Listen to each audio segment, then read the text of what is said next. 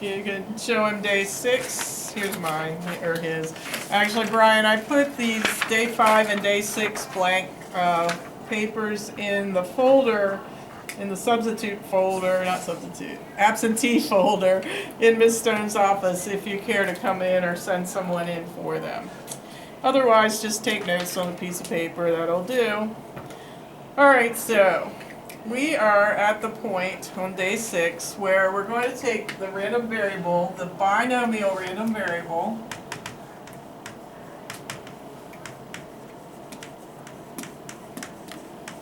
we're thinking, Brian, of testing on Tuesday, Wednesday. We'll know more by the end of the week. So we want 2 days to review and we want to finish up the material. So we're aiming for Tuesday, but be aware it might be Wednesday. So that, we have a week, the next week, how many days do we have? Monday, Tuesday. That's it? Yeah, we won't get much done on the next section. Maybe we'll just review. Start fresh. Oh yeah, that might Review the whole year, you know, that kind of thing. So then, if we're reviewing the whole week, can we do test Wednesday? Yeah, that's so that fine. we can do more review. That's fine. All before right, this. we're leaning more for Wednesday, so we'll clarify that as we go, since we're not in a race here. All right, let's go ahead and talk about. I'm sure you were wondering, as I was. What is the mean of these binomial random variables? So x is a binomial random variable, I'm defining it as. So what is the mean of it? So we're going to think back to our type O blood example. Do you recall how many kids there were? 5. 5 kids. And what was the probability of getting O? Do you recall that? Mine was like 2.5. Was it 25? 0.25? Yeah. Alright, so we have 0.25% chance. The probability of getting an O blood type on any birth is Yeah, it's going to be 0.25. Yep. Thank you for checking. The probability where X equals O blood type is 0.25. So doesn't it make sense to you that how many, if you were going to have 5 children and you were going to have this probability of O blood type, how many would you expect to have? Well, it'd be 0.25 times the 5 chances, and what is that? 1.25? Mm-hmm. Alright, so that's probably what I would have done, having not studied this. I would have probably just done that, and that would be correct. So remember, we call this the expected value. That's another way we say the mean of a random variable. So the expected value in this example was just the probability times the number of trials, and that is indeed the probability, that's expected value for any random variable, where n is the number of trials and p is the probability of success. So it's a nice, sweet little formula for expected value of a binomial random variable. These, I say that it's nice and sweet and understandable and memorable. You can memorize that easily, but we are going to add so many more that it becomes foggy. So I'll just mention that that's one thing we could do on our extra days is bring in our flashcards and start, memorizing things. Alright, so now we need the standard deviation of a binomial random variable. And the book says that they're not going to explain why it is what it is. So, they leave us in the dark. Here it is in all its glory, the square root of NP. I'm not finished yet, but notice the similarities.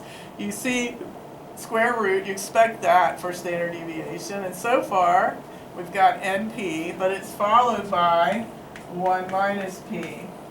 P and 1 minus P, this P is the probability of success. What's 1 minus P? The probability of Not success. failure, so it's kind of interesting. You have the probability of success times the probability of failure times the number of trials under the square root. So it's interesting. Wouldn't that cancel each other out? They don't, because it's times. So like, you know, if you have 0.6 times 0.4, that kind of thing, you're gonna get 0.24. So if we, yeah, it doesn't cancel. All right, so let's take a break and look at check our formula sheet. So remember we said we would do that from time to time, so that at the end of our story in May, we will remember what these are. Because we use them, we learn them, we use them, and then we almost lose them because we haven't seen them for so long. I'm kind of checking, starring, or circling ones that we've already had this year. So do you see one that we haven't indicated that we should now, that we can add to our list? Did we already circle, star, or indicate that the probability of A union B? Did we check that off already? Or make notes? All right, so below that, do you see expected value of X? All right, so that, I want you to make note that that is the expected value for X.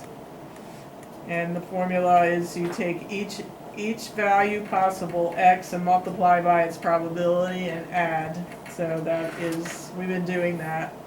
And then there is the variance for X. And these are random variables. So you could say the variance for the random variable X. All right, below that, what is that? If X has a binomial distribution, what is that? P equals X equals K over N over K, P to the K, 1 minus P to the N minus K. What is that called? It is called the binomial formula. So you can call that, and is there any note that you could put there to remind you what that is? We've been using it this chapter. We've been using it on this chapter, so it's fresh in our minds. But This one. bins, yeah, you can put use for bins. That's a good way of saying it. Then, look, this is what we learned today. So we can call that the expected value of a binomial distribution and the standard deviation of a binomial distribution. And that's where we have to stop because we haven't learned about mu sub p hat. So we're stopped there. I think there's a blank on mine. Do you have one that's not? I have two that aren't explained yet. The third one and the 1, 2, 3, 4, 5, 6, 7, 8. The third and the ninth one. So it makes me nervous that I don't know what those are, but I don't. So I don't have the 8th one explained. is that the 8th or 9th? No, the 8th. B1. Yeah, I have B1 is I put page 172, and it feeds back into number 4. So I drew an arrow, it feeds back into number 4. It gives you the formula for least squares regression, part of it. Do you have something for the ninth one? No. No, I don't I either. don't think we got to it yet. That doesn't look familiar. Yeah. I hope that we haven't seen it, used it, and lost it But already. besides that, we just have the 3rd, the 9th, and then the 2 at the bottom. Yeah, the 2 at the bottom. That's it? In that column, yep. So we're making some progress on our formula sheet. All right, so whenever I give you a formula, remind me to check the formula sheet. All right, let's do the example on our day 6 notes where it's about bottled water experiment. And you'll recall we did this day 1, our first day together, didn't we? We had 3 cups of identical looking water. One of them was bottled, 2 were tap water. And we had a number of people try them and identify which one was the bottled water. In this one, this AP Stat class, there were 21 students, imagine that. And we're going to assume that they cannot tell the difference at all. between the waters. So they're basically guessing. So if there's 3 choices and they're guessing, they have a 1/3 chance of getting it correct. Just like you had a 1/5 chance of getting your quiz correct. So let X equal the number of students who correctly identify the cup containing the different types of water. So where's Brian's paper? Did I give you one for him? Yes, just shine that up for him again so you can see what we're talking about. So the first question is, find the expected value. Oh yeah, I forgot to look, but I wrote 32 before, so what was it?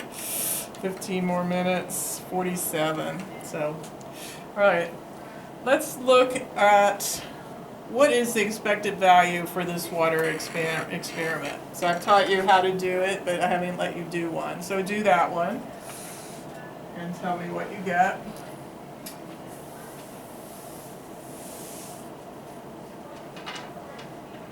So what two numbers are you multiplying together to get the expected value in this experiment? And 21 times times what? 1/3, okay. And what is that? All right, very good. All right, 7. So let's see. Do you know if anyone knows Brian had the same thing as Do you know what kind of sickness he has?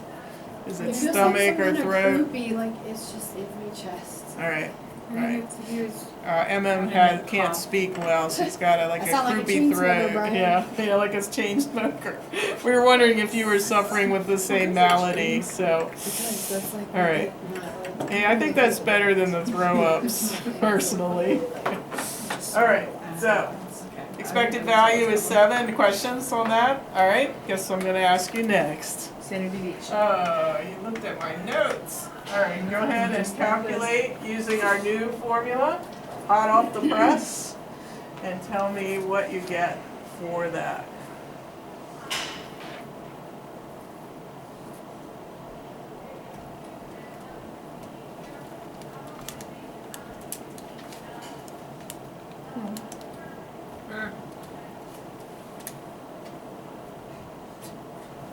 So if 21 kids were guessing, or people were guessing, we would expect 7 to be correct if they had no skills at all in water detection, if there was pure guessing. And that standard deviation, did you get a number? K. 3.7. What was it? 3.7? I didn't get that. I got that, but I think I got 2.16. I think I it got depends on how you do it. Uh-oh. Because if you do it the fraction way and you multiply the fraction, Did you use 0.3? No, I used 1/3. What'd you use for the probability? 1 over 3? 1 minus 1/3. Or 1 Yeah, I did. So I Two-thirds. did 1/3 times 2/3. It's right. And So you should then have that the would be square root 2/3. of 21 times 1/3 times 2/3. And you didn't get 2.16? Well, I just did 7 times. Or, wait. That's what, this is what this is asking you to do. The number of trials are 21 people. Probability of getting it right is 1/3, 2/3. So that's 1/3 times 2/3 is 2/9. I know what I did wrong. Did you divide by 3 instead of dividing by 9? What? Yeah. Yes, We both did yes. the same Oh, thing. wow. Great We're good. minds, huh? We're good at math. Great minds. We added and we Okay. multiplied the top All right, and added the so bottom. I think you'll get So what cool. got now, 2.16. Yeah. And so, if we were to describe that in words, I'm sure somewhere we'll be asked to do that. We would say that in this experiment, the expected outcome would be 7 correct, just by mere guessing, and the difference from that mean, on average, would be 2.16.